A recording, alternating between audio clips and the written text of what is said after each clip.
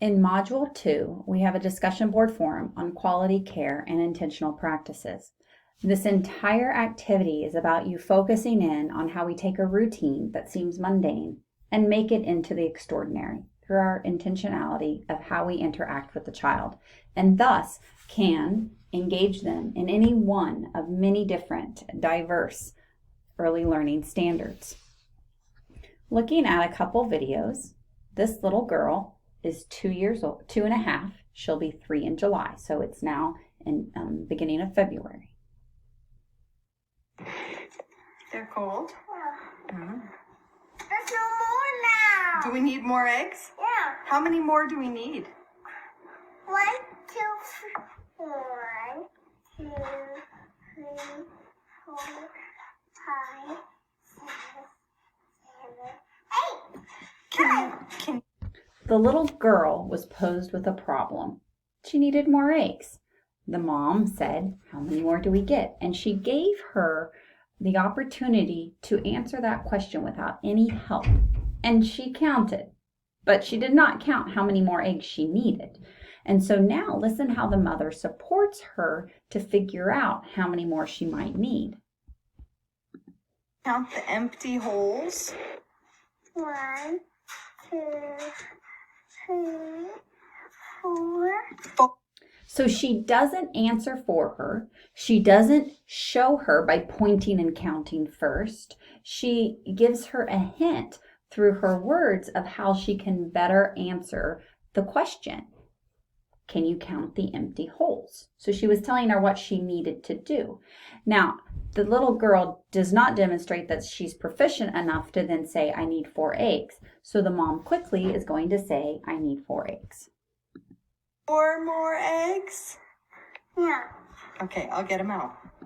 So we see here that the mom's addressing many Kansas early learning standards. Impressively, the little girl can go all the way into the 4-year-old range of counting objects because she's understanding that she has one-to-one correspondence, although we wouldn't say she's proficient in that yet, right? Second, we know that she's good at counting, putting these numbers in the correct order to a certain degree. Now, we heard her after 5 kind of start wobbly around, and she said 7 a couple times. And so we definitely know that, again, she's learning. Her knowledge is expanding. And we also know that she's getting to this idea of saying the number of a set after she has counted. So how many empty holes? 4 empty holes. And so those are all things that she's working on. But she by far has gone far into the standards, and she doesn't go to preschool. It's mostly from just cooking at home and mom asking questions and demonstrating things. Not direct instruction, just intentionality in how they maneuver their lives. Another good example will be here, making her lunch. Good job. I need some too. Mm-hmm.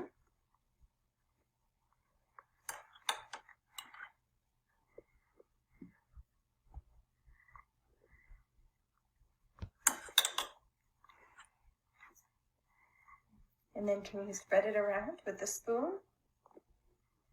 Nice work. She's learning to follow simple directions, one-step directions. She's learning sequence of events, which is in reading and comprehension. She's developing language skills. She's working on fine motor control, having to dip the sauce herself, spread it around with the spoon. She'll see her pick up cheese and the pepperoni, which is an ordering thing, back to that reading comprehension. So lots of little things going on such a simple activity.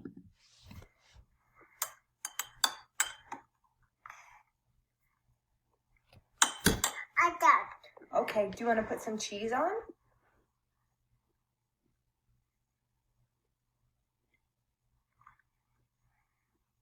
I need some cheese. You need some cheese to eat? Do you want to put some more on your pizza?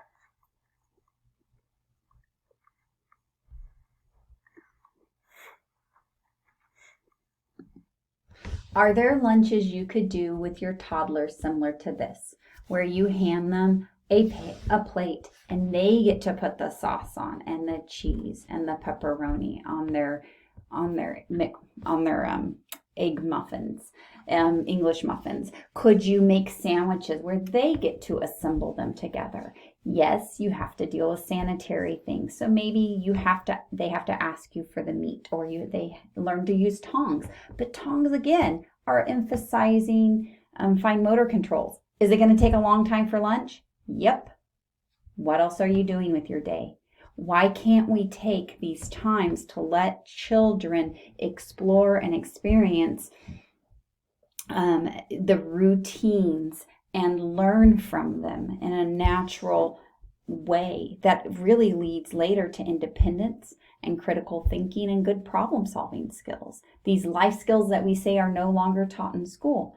One reason we're seeing these at such a lack of knowledge for a lot of children in middle school and high school right now is because these kids have been thrown into group care, and we haven't always done a great job of figuring out how do we create a family setting even in group care, because there's a lot of natural learning that used to happen at home, but kids aren't able to spend as much time at home learning these life skills. And so how do we do this in a natural way that's age appropriate, right?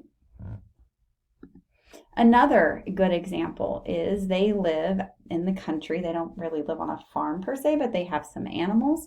And so let me get down here. When she was much younger, so this would have been a year ago, so she wasn't quite 2 yet. Look at her exploring with the dog food.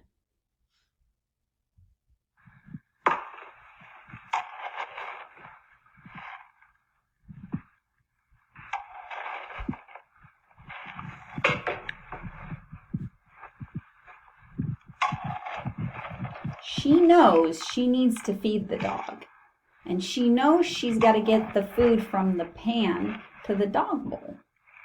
And the mom's not really messing with her.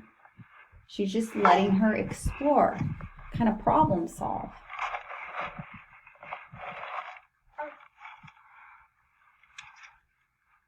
Playing, if you will.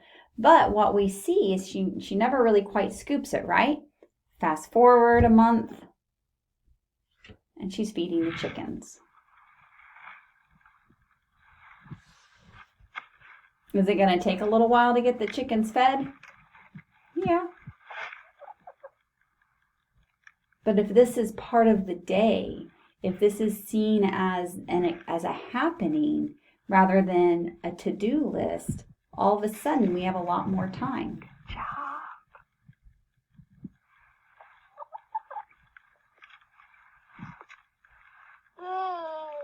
So she's figured out how to get that food into the cup and dump it out. And she's kind of moved on in her exploration of a very similar setting of scooping and sensory exploration. Hopefully, these examples have helped you so that you can complete the discussion board form for Module 2.